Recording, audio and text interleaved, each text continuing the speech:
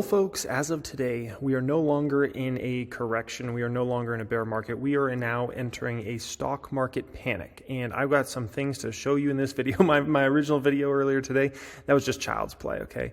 This video, I got some things to show you guys. Are going to absolutely blow your mind. Wall Street is in an absolute panic right now. And when I say panic, I'm talking about this is the most panic they've been since probably I got in the market at the end of '08. This is that level of panic that they are absolutely freaking out right now. There's so many things I'm going to show you in this video that are absolutely going to blow your mind, okay?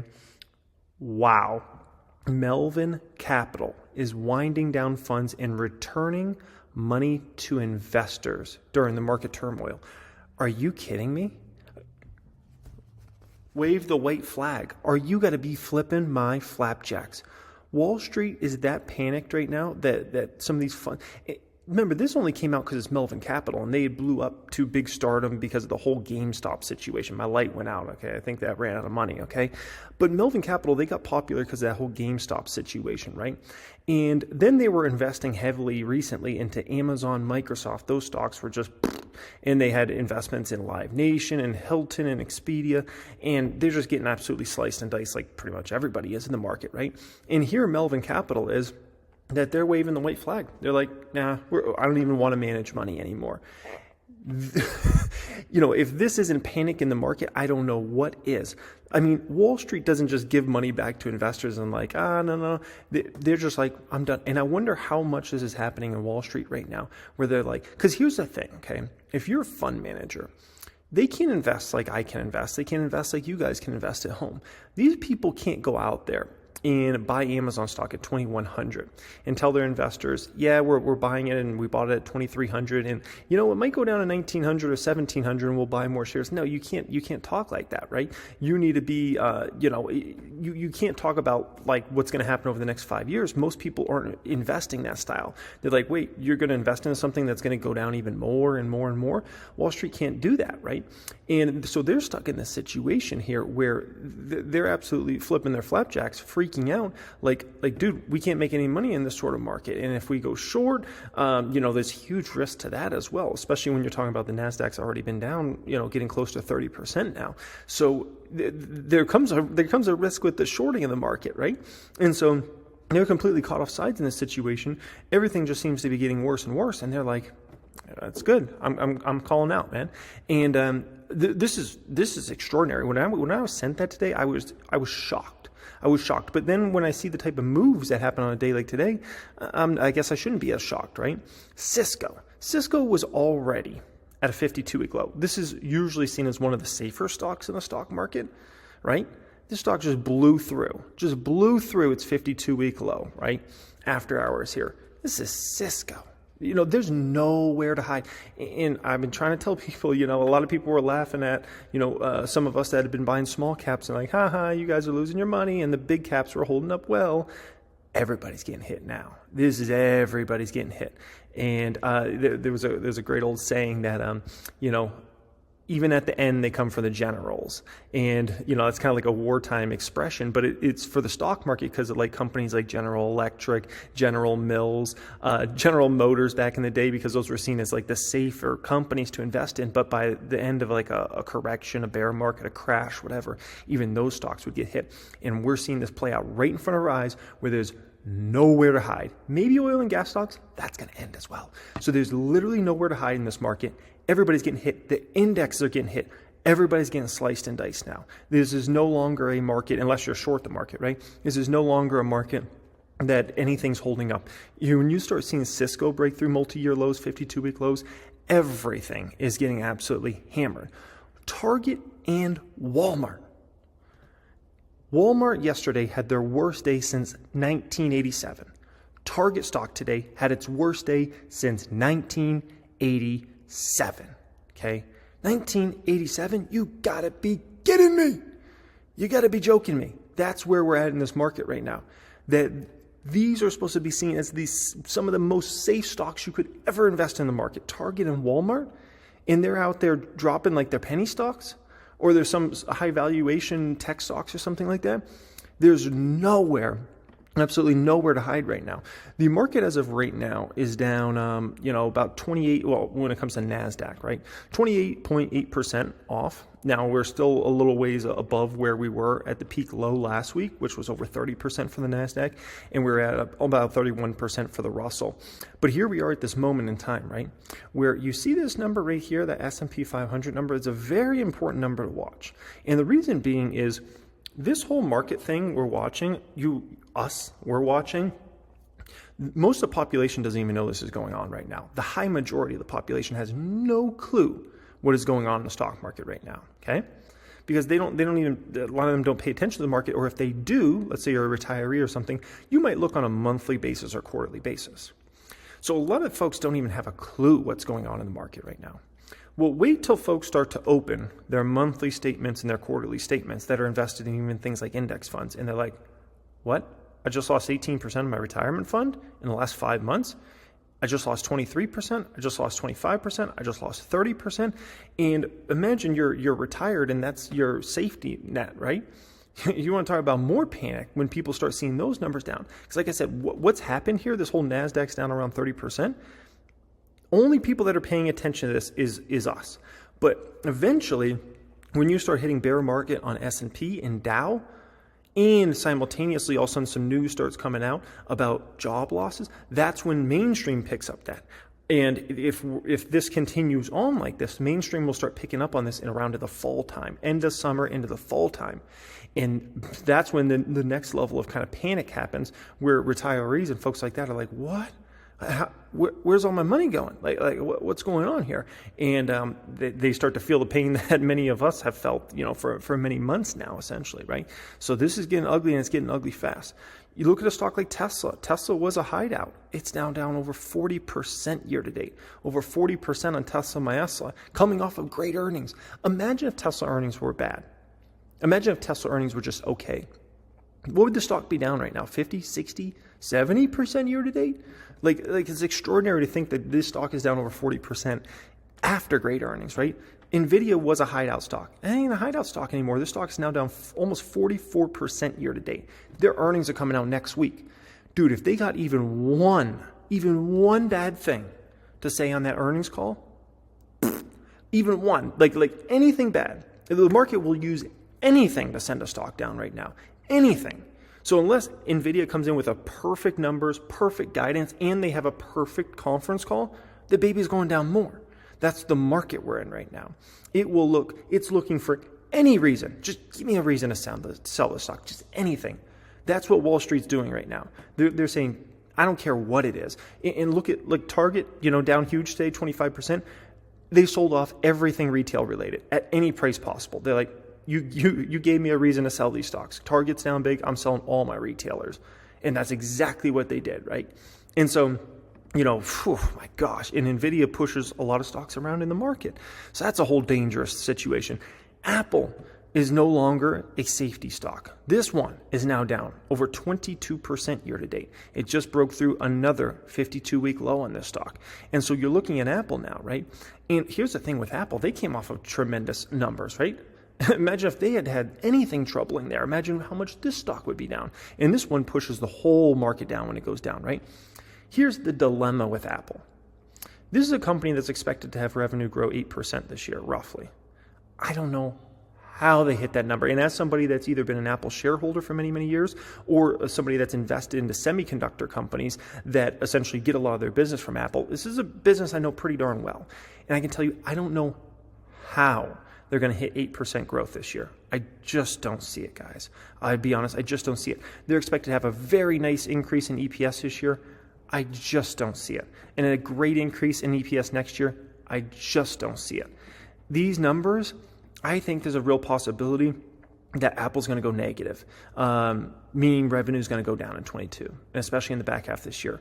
When I look at all the things that are hitting consumers all at once, and when I think about the pull forward of demand, and here's the thing with Apple, it's not just about consumers.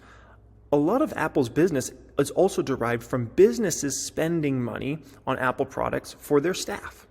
Guess what? Every single company, pretty much in the world right now, is seeing their valuations go boop, boop, boop, boop, boop, and seeing their business start to go boop, boop, boop, boop, boop. You think any business is out there like, oh yeah, let's go buy our staff all a bunch of new Macs right now or a bunch of new iPhones? Heck no. They're going to start pulling back left and right. And so Apple's going to be hit with a double whammy of consumers pulling back, simultaneously businesses pulling back. And like I said, I've covered this business for 10 plus years in terms of Apple and been invested in companies that get significant revenues from Apple, semiconductor companies.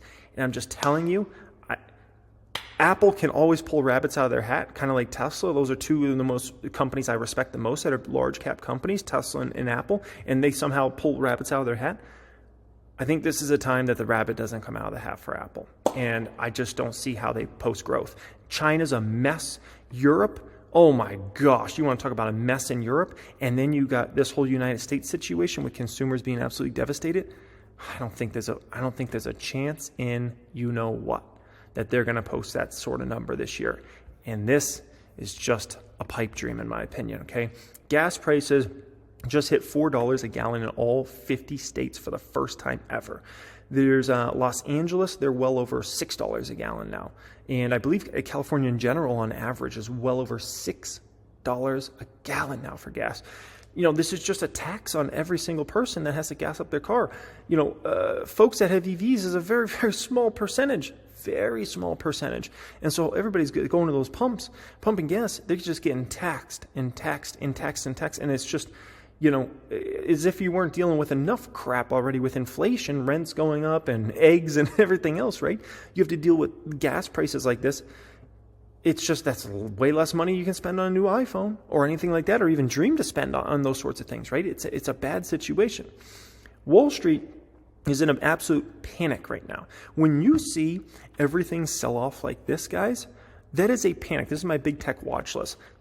Wall Street doesn't care what they get for a price right now. It is sell it. You guys ever seen the movie Margin Call?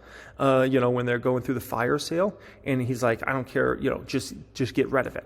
That's a day like today. When you see Amazon, one of the biggest companies in the world, Amazon's pretty much the top revenue company in the world, or right around there, or will be very shortly. When you see Amazon down 7+%, Wall Street says, we want out of this. We will sell it to you at any price. I don't care. Give me $2,100 for Amazon. Give me $2,200. Give me $1,900. We don't care. I just want out of Amazon. That's what they're saying here today. Tesla, Nvidia, Netflix, Tesla, AMD, they will sell it at any price. Any price. That's a fire sale, okay? A fire sale. Now, real estate has it coming. Bad. All right. Mortgage demand just plummeted, as obviously interest rates have gone to, right around 13-year high now. And the worst part is mortgage rates could continue to go up, especially as the Fed pushes rates up. There's definitely a real possibility that mortgage rates are 6 or 7% by the end of the summer. Okay, this is just the start of the real estate troubles. This is just the start with this. Okay, this reminds me of like November of 2021 for us in the stock market when the market started to fall, but it was really just a rustle, and we're like, oh boy, like what's going on here? What you're seeing play out in real estate is just the start. Okay. Wait till this summer when the home builders start saying new orders start drying up, okay? Wait till the mortgage demand continues to dry up more and more and more as the summer goes along. And everything in real estate just gets worse and worse and worse. And then on top of that, you have the credit issues. Then on top of that, you're going to have some consumers that might potentially lose jobs, plus interest rates going up that they didn't foresee, so they can't afford that house now. Imagine you got all your money in the stock market that you were supposed to use for a home order you had, right? And you can't do that now.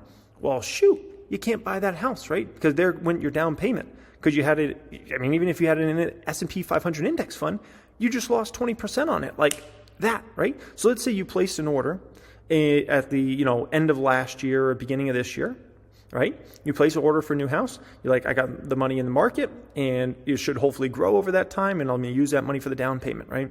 And so you go ahead and do that. You're already down 20%. Never mind if you're in, Apple stock, you're down 22%. If you're in, Target stock, you're down 25% today. If you're in small cap stocks, you've been devastated even way worse than that.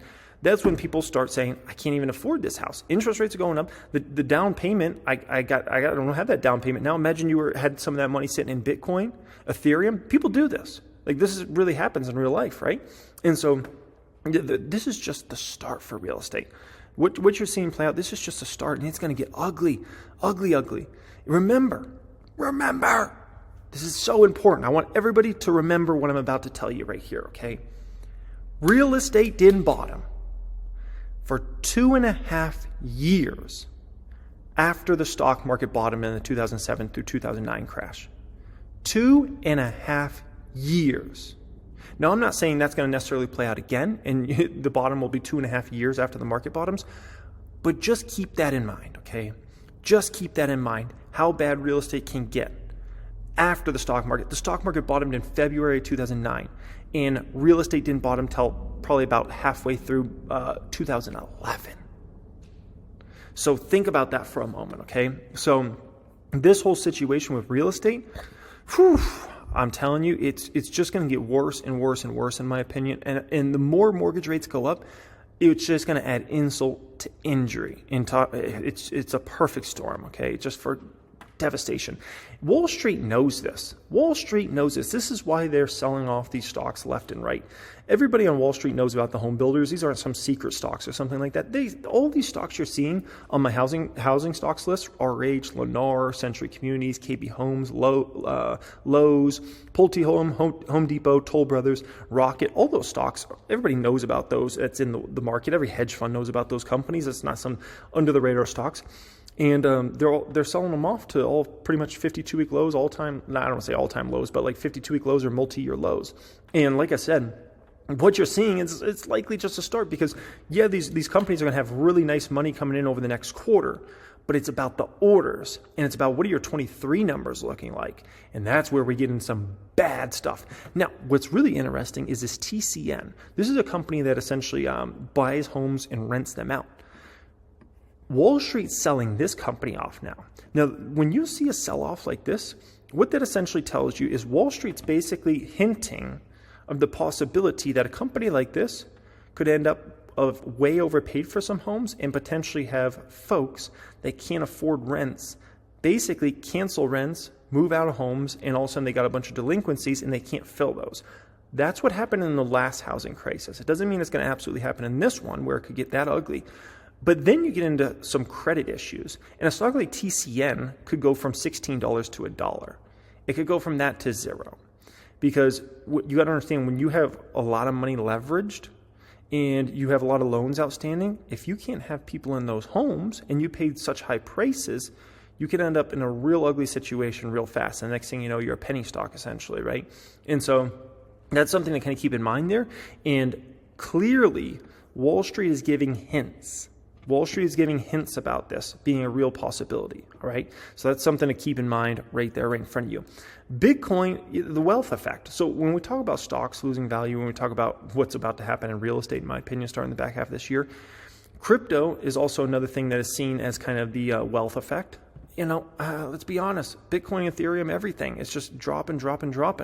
And this is we don't know how this is all going to hold up. We really don't know because we haven't been through a real recession with crypto yet. So we don't know if this is going to hold up better or worse. I would assume worse, but we don't know. We don't know.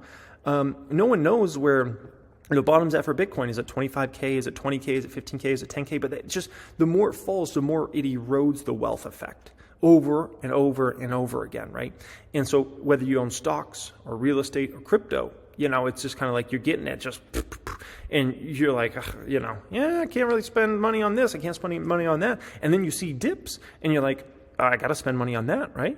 And so that's money you're not spending out there in the economy because you're like, I got to buy this dip. If you're a huge Bitcoin bull, right, and you believe Bitcoin's going to 100,000 or $250,000 or $500,000 or whatever, you're looking at Bitcoin, you're like, I got to buy it now, right? And so that's money that's not spent in the economy, which kind of just creates just even a worse situation. So the Fed is just completely killing, along with the economy, is just killing that wealth effect that folks have, right?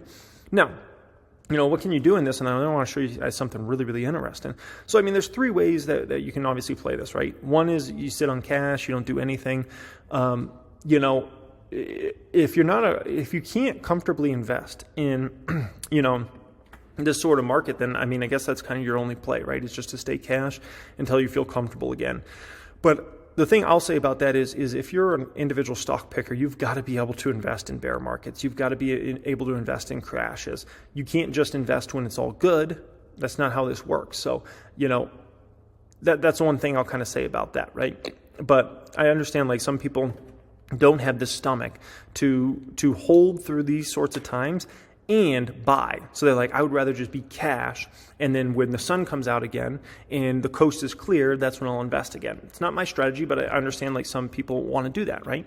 The next strategy that some people are implementing or could implement is a dip and rip, which is essentially you're shorting stocks or buying put options, and then you're trying to trade around that.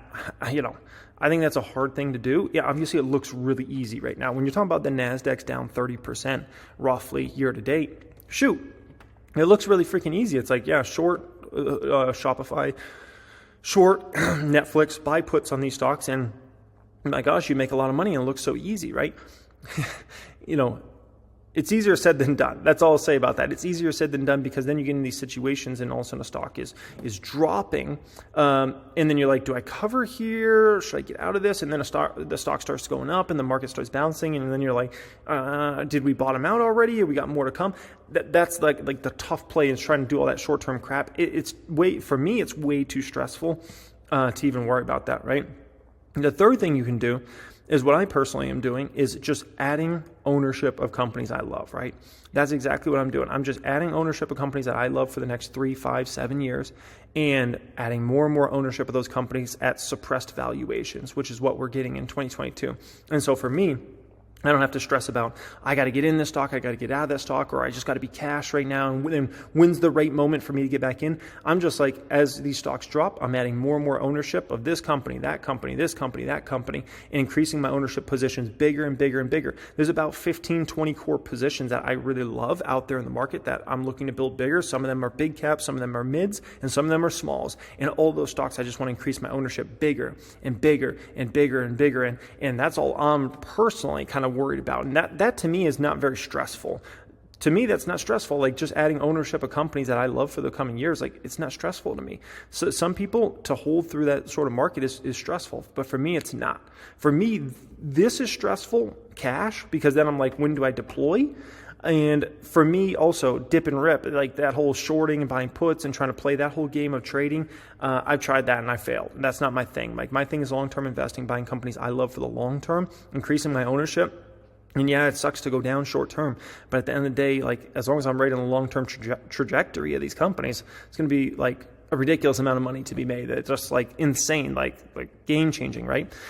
Look at this here. I don't think I've ever shown this before on this channel. Dow Jones Transportation. So this essentially tracks all the transport companies that are in the Dow and whatnot, right? And this fell over 7% today. Now, one that shows that Wall Street doesn't believe in the economy. Flat out. If you don't believe in transportation, you don't believe in trucking companies, you don't believe the economy is going to be in a good place, right? But the thing that's, I think, pretty big that maybe not a lot of people realize is there's a lot of stocks and companies out there that will actually, if transportation costs start coming down, right? The trucking companies have obviously been in a big position of strength for a while now. If all of a sudden that game starts getting really competitive really fast, which is what it's starting to look like, people will start taking whatever orders they can get, because they need to put some food on the table. And it's like you pass up this order. If there's a small amount of orders, right, then shoot, you got to take what you can get at that point in time just to make some dang money, right? And so this will end up bringing down likely transportation costs, which also when you see things like the transportation index coming down, guess what's going to come down next? Oil, okay? And so as that comes down as well, this is something that could benefit a ton of these companies that have to transport products. And there's several companies I own that have been destroyed. Their margins have been destroyed because of basically transportation costs. And it's, dropped their gross margins way worse than it would usually be thought of, right? And so their margins have looked really bad. That coming to an end. That's just bottom line. Like all this transportation stuff is starting to come to an end. And by that fall time, it's going to be to the total end. Okay. And those companies that had these kind of like headwinds against them are going to go to tailwinds. And you got to understand when you talk about companies like Walmart having a 32% increase in inventory, they don't need nearly as much trucking. Right. And so as the economy slows and contracts, trucking and transportation in general, that they're going to start getting desperate and they'll start taking orders for whatever they can put on the table, right? That's what you have to do. That's just what you have to do. It's either, if there's 8 trucks that have a chance to take an order, right? And there's only one customer, shoot, if I got to make a couple $100, I'll take it. Like, I'll do whatever I got to do because that's all we got. It's either that or I don't eat. What are you going to choose? Hope you guys enjoyed this as always. Staying focused. My game plan is the same. Buying companies, increasing ownership in companies I love for the next several years. And that's about that. Much love. I'll keep you guys up to date in the market. Make sure you're subscribed and have a great day.